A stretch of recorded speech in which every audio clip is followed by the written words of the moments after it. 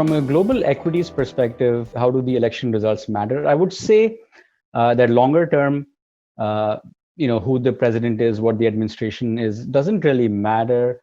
What really matters is the long-term engines of economic growth in any country, and that applies to the US as well. So whether it's demographics, whether it's technology, whether it's the health of the institutions, whether it's productivity, interest rates, that's the stuff that really matters for the equities in the long term, not who wins the election.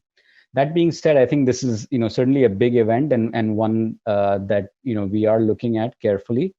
Because while the long-term picture doesn't really change much, like I said, I think in the short and medium term, it does matter. Where does it matter in the short term? So I think, given where the polling is, I think there is a good chance that, this could be an election where we do not know the results of the election on election day. And, that's because of, the mail-in voting or any of the other issues that you can, follow closely on cable news. So if we do get an uncertain outcome, I think that will lead to volatility in the market. And that I frankly think is not a bad thing. I think, we are positioned to benefit from volatility where we can, kind of go in and further high grade our portfolios.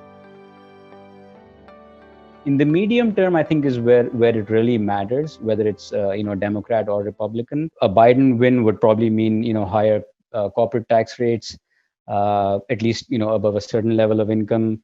So that would have a dampening effect on the economy. But again, you offset that with a much bigger stimulus bill that the Democrats, I think, can pull off. Regulations might come back some, but at the same time, I think there might be some positive changes on the healthcare front as well, where